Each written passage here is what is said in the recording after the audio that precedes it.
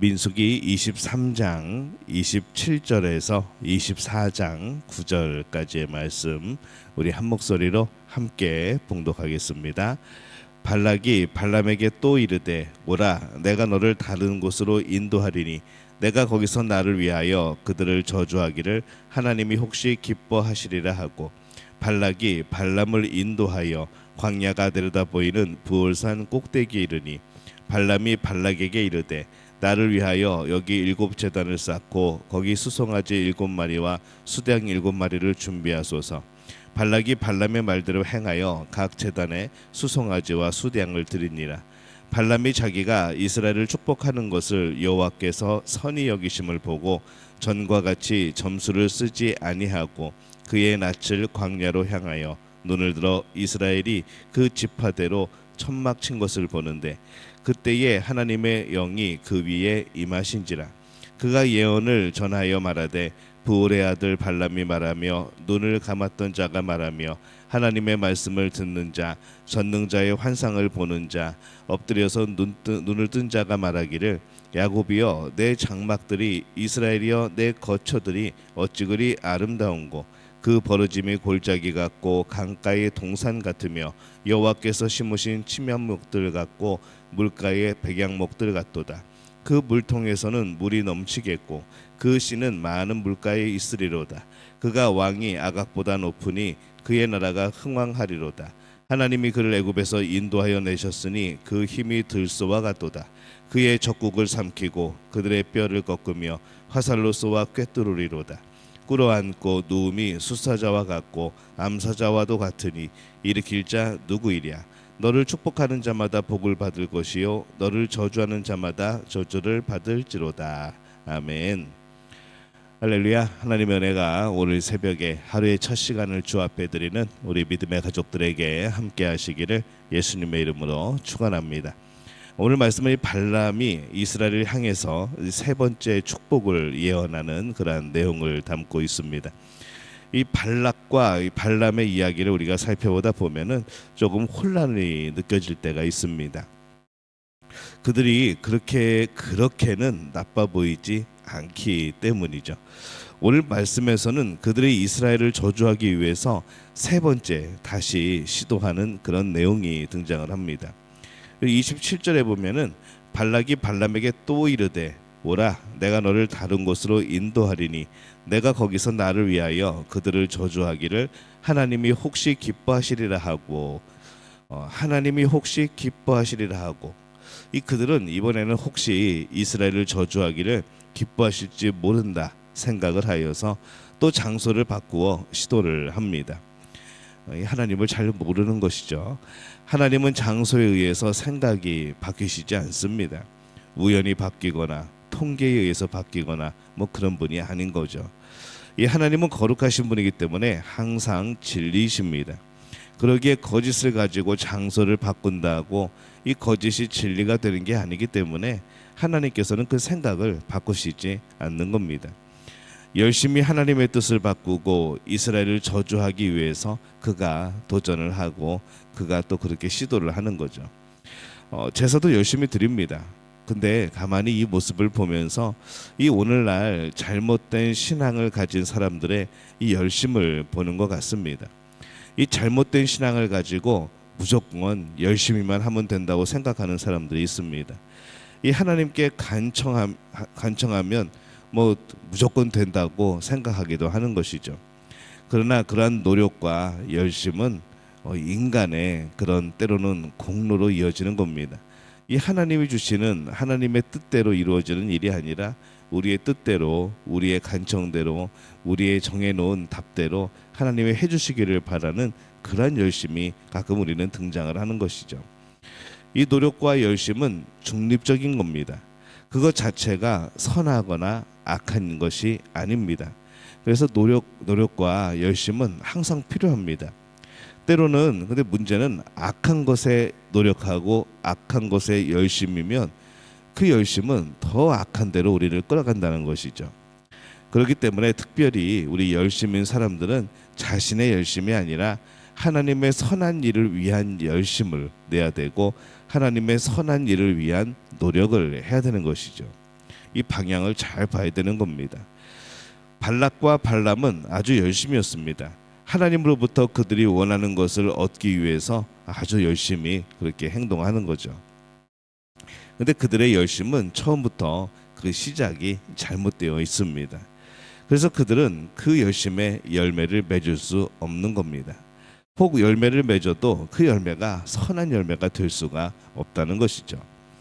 이 열심이 무조건 좋은 것이 아니라는 것을 늘 기억을 해야 됩니다. 그렇다고 열심을 안 내는 것은 이게 더 나쁜 겁니다. 신앙과 열심이라는 이름을 가지고 있어도 우리가 항상 점검하면서 가야 되는 것이죠.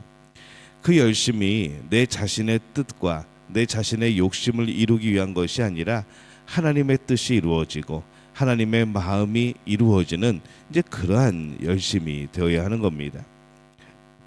이 발락과 발람이 열심히 하나님을 찾으며 그들이 원하는 것을 얻고자 했지만은 그 열심은 결코 선한 것이 될 수가 없었습니다. 아무리 열심을 내어도 거짓을 이루어가는 열심은 악한 것일 수밖에 없는 거죠. 24장 1절 말씀 보면은 발람이 자기가 이스라엘을 축복하는 것을 여호와께서 선히 여기심을 보고 전과 같이 점수를 쓰지 아니하고 그의 낯을 광야로 향하여. 이 발람이 이번에는 그래도 이제 조금 뭔가 경험이 쌓입니다.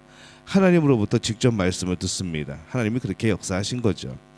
그래서 이 발람은 세 번째에는 이전에 하던 것처럼 처음부터 점수를 아예 사용하지 않고 앞에서 두 번이나 하나님께서 그에게 말씀하셨기 때문에 그것에서 교훈을 얻어서 이번에는 점수를 사용하지 않고 단지 높은 곳에서 이스라엘 백성을 바라보는 것만으로 그가 전할 말들을 하나님이 주시는 이제 그런 역사가 나타나게 됩니다. 지금 이 모든 상황에 지금 모든 상황을 주관하고 계신 분은 지금 하나님입니다. 이 발람이 어떤 자기의 재능이나 이것 때문에 지금 이루어지는 일들이 아니라 하나님의 역사인 것이죠. 2절 말씀에 보면은 눈을 들어 이스라엘이 그 지파대로 천막 친 것을 보는데 그때에 하나님의 영이 그 위에 임하신지라. 하나님이 임하신 겁니다. 더욱 놀라운 것은 하나님의 영이 그에게 임하였을 때 그리고 그가 전하는 내용을 보면은 이 성령의 임함 가운데 말하는 것이 나타납니다.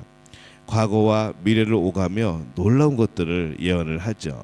그래서 이거는 발람의 능력이 아니고 하나님의 역사입니다. 어쩌면 오늘날의 목회자 중에서도 이 발람을 부러워하는 사람이 있을지 모르겠습니다.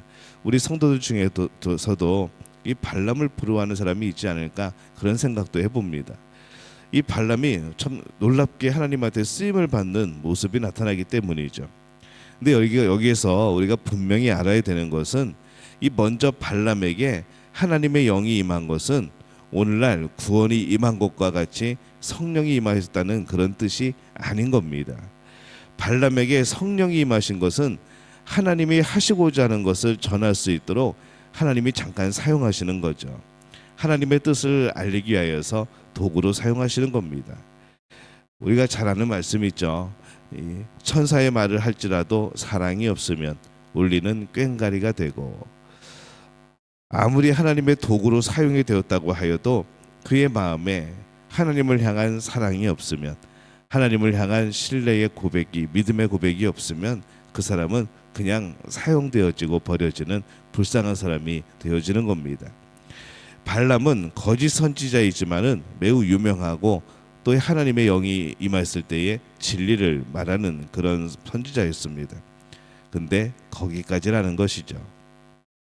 그 이상 아무것도 없습니다. 그는 하나님을 사랑하거나 하나님의 뜻을 전하고자 하는 이런 마음을 가진 사람이 원래 아니었던 겁니다. 그래서 그는 거짓 마술사, 주술사였던 것이죠. 오늘날 하나님께서 아주 작게 사용하시는 사람이라고 할지라도 그 마음에 하나님을 향한 사랑이 있다면 그 사람은 진실로 위대한 사람이 되어질 겁니다. 하나님께서 아무리 크게 사용하실지라도 그 사용이 사랑을 보장하는 것은 결코 아닙니다. 그 하나님의 사용하심은 사실상 많은 경우 사랑과 상관없는 경우들이 많은 것이죠.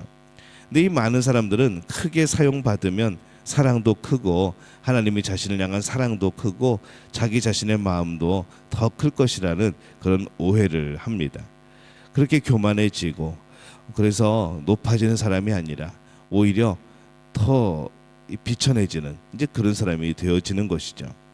하나님께서 사용하시는 것은 하나님의 뜻을 위해서 사용하실 뿐입니다.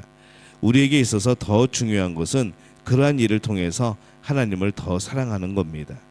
너무 큰 도구의 사람이 되려고 하지 말고 오히려 지극히 작게 사용될지라 할지라도 하나님을 향한 큰 사랑을 소유한 사람이 되려고 노력해야 되는 것이죠.